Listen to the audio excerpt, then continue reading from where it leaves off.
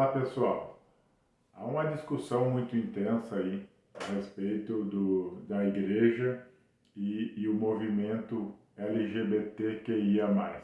E eu quero me posicionar a respeito do tema. Eu quero ler para vocês o que está escrito no artigo 5º, no parágrafo 6º da Constituição Federal, que está escrito exatamente assim: é inviolável a liberdade de consciência e de crença, sendo assegurada o livre exercício dos cultos religiosos e garantida na forma da lei a proteção aos locais de cultos e às suas liturgias. Então, baseado no direito que a Constituição nos dá, é que nós cristãos, nos posicionamos dessa forma. E ao contrário do que alguns críticos afirmam, quando nós nos posicionamos reprovando a atitude, o relacionamento homossexual, nós não nos baseamos porque o Brasil é um país de maioria cristã. Ainda que isso possa ser verdade, mas não é por esse motivo que nós nos posicionamos de tal forma. E eu quero fazer leitura em dois textos para dizer aonde está a nossa base e por que nós cremos e defendemos o que nós defendemos. O primeiro texto está escrito no livro de Levíticos, no capítulo 18 e no versículo 22. Está escrito assim: com o homem não te deitarás como se fosse mulher, abominação é. E o outro texto que eu quero ler, ele está na carta de Paulo aos Coríntios, no capítulo 6 e no versículo de número 9, que está escrito assim, a última parte do versículo: não vos enganeis, nem impuros, nem idólatras, nem adúlteros, nem efeminados, nem sodomitas. E o versículo 10 ele diz: nem ladrões, nem avarentos, nem bêbados, nem maldizentes, nem roubadores herdarão o reino de Deus. Então, a nossa posição ela está baseada na palavra de Deus. O livro que nós temos como regra de fé e prática. Então é por esses motivos que a gente defende de que o casamento ele precisa ser monogâmico e ele precisa ser também heterossexual e não um casamento homossexual. Então por esses motivos é que a gente se posiciona dessa forma. Se alguma pessoa quiser chegar na igreja e tentar nos persuadir que a gente aceite fazer casamento homossexual, ou se eles quiserem nos persuadir a receber pessoas na igreja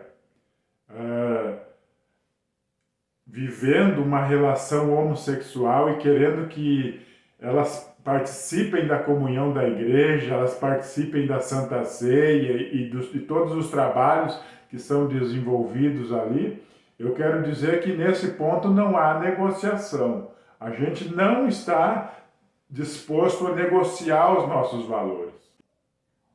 Agora, por sua vez, eu entendo que mesmo Deus tendo criado no princípio o homem e a mulher, por causa do pecado que entrou no mundo, e pelo pecado entrou todos os tipos de males, entrou, por exemplo, crianças nascerem cegas, nascerem paraplégicas, por exemplo. Isso não é uma coisa normal, isso é algo anormal. Então, da mesma forma, eu entendo que existem crianças que elas já nascem elas já nascem predispostas a relacionamentos homossexuais. Elas têm atração por pessoas do mesmo sexo. porque isso também é consequência do pecado. Então eu percebo essas coisas. No entanto, não é porque nasceram dessa forma que a prática homossexual ela vai estar, então, agora justificada por causa disso. Não. Na igreja cristã, se você chegar em qualquer lugar da igreja cristã que for um local sério, você vai encontrar ali um grupo de jovens que está ali servindo a Deus. E para que eles sirvam a Deus e estejam em comunhão com a igreja, eles vão precisar vencer os seus desejos sexuais todos os dias e se controlarem para que isso seja satisfeito só dentro do casamento. Para eles poderem exercer a sua sexualidade de forma plena. Então, quer dizer, da mesma forma que os jovens precisam negar-se a si mesmos para estar na igreja e fazer parte da mesma forma, alguém que nasceu com essa condição homossexual, ela também vai precisar entrar pelo mesmo caminho. Ela vai ter que abrir mão de relacionamentos amorosos se ela quiser fazer parte da igreja local. E com isso, nós não temos problema. Mas se por um lado nós não estamos abertos a negociar os nossos valores, também é verdade que nós não podemos, nós como cristão, a igreja, ela não pode antecipadamente se assentar na cadeira de juiz. Porque, na verdade, a Bíblia diz que Jesus ele vai julgar o mundo com justiça. Só que mesmo Jesus ele ainda não se assentou no trono como juiz. Isso ainda é futuro. E a igreja não pode antecipar isso. E querer tomar o lugar de Jesus e se assentar na cadeira de juiz. Nós não podemos antecipar o julgamento dessas pessoas e a condenação delas, consequentemente. Eu quero ler um versículo bem conhecido dos cristãos, que está no Evangelho de Mateus, no capítulo 5 e no versículo de número 28, que Jesus ele diz dessa forma: Eu, porém, vos digo, qualquer que olhar para uma mulher com intenção impura no seu coração, já adulterou com ela. Vamos entender esse princípio que Jesus ele estabelece aqui para a gente poder usar nesse assunto que nós estamos conversando aqui. Por exemplo, quando eu estou andando por aí, pela rua, enfim, eu vejo algumas mulheres muito bonitas na rua. E outras mulheres eu vejo lindas. Porque são bonitas de rosto e são bonitas de corpo também. Mas o que Jesus está condenando aqui não é a atração pelo sexo oposto, mas é a intenção impura do coração. É você olhar para uma mulher ou uma mulher olhar para um homem com intenção impura no seu coração e transformar sua mente num motel e ter todo tipo de fantasia pecaminosa com aquela pessoa. Isso é o que Jesus está condenando aqui. E se esse princípio ele é verdadeiro, eu quero dizer que esse princípio ele também vale, ele também pode ser aplicado para as pessoas que nascem na condição de homossexuais. Se elas têm atração por pessoas do mesmo sexo, elas não podem ser condenadas por causa disso, desde que uma vez elas olhem para eles e elas não tenham intenções impuras no seu coração. Porque isso é algo natural e Deus não condena isso. Aliás, foi Ele que criou esse tipo de coisa. Foi Ele que criou a atração de um homem pela mulher e da mulher pelo homem. Caso contrário, não haveria casamento. Então, se esse princípio vale para os heterossexuais, ele vale também para quem é homossexual. Então eu quero dizer que se chegar alguma pessoa na igreja na condição de homossexual, mas assim como eu mesmo conheço algumas pessoas que elas não aceitam a sua condição, que elas sofrem por ter nascido daquela forma, por terem esse tipo de atração, elas sofrem por causa disso. Se essas pessoas chegarem na igreja e elas estiverem dispostas a abrir mão de relacionamentos amorosos para servir a Deus, então a igreja precisa estar com a porta aberta para abraçar, para receber essas pessoas na igreja. E ela vai estar ali na igreja, ela vai participar da Santa Ceia, ela vai participar dos trabalhos que são realizados ali, como qualquer outra pessoa, e sem nenhum demérito por causa disso. Essa é a postura da igreja diante dessas pessoas. Em outro tempo, a igreja fechava os olhos para essas coisas como que ignorando, como que se ignorasse essas coisas, elas não fariam parte. Mas hoje já não dá mais para fechar os olhos para esse tipo de coisas. É preciso encarar os fatos, porque as pessoas estão aí e batendo na porta da igreja muitas vezes. E a igreja precisa estar preparada para poder receber essas pessoas e tratar elas de uma forma adequada.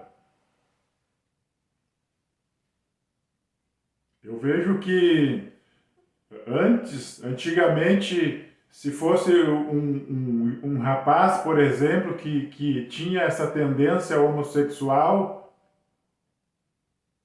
ele era incentivado muitas das vezes a casar, a procurar uma moça e se casar com ela, para tentar, eu não sei nem para quê, não sei dizer se era para esconder aquilo ou por quê. Porque se isso resolvesse o problema da pessoa, do rapaz que tem atração por homens, atração homossexual, se isso fosse o remédio, então nós teríamos que sair divulgando isso em larga escala. Mas a gente sabe que a realidade não é essa. A gente sabe que isso não resolve o problema. Na verdade, isso só aumenta o problema. Porque antes nós tínhamos um rapaz com problema na sua vida. Agora nós vamos ter um rapaz e uma moça também que vai ter um grande problema na sua vida. Porque esse rapaz ele não vai cumprir com as obrigações dentro do casamento. E daqui a pouco nós vamos ter duas pessoas infelizes e com um problema grave na sua vida. E correndo o risco de irem para pecados graves e, consequentemente, perderem a sua salvação.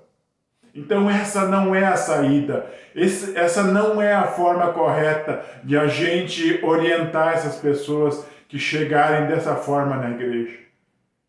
A forma correta é entender os fatos e orientar essas pessoas que elas vão precisar viver uma vida devotada a Deus, que elas precisam entender que elas vão ter que amar a Deus acima de todas as coisas, acima inclusive dos seus próprios desejos e impulsos sexuais.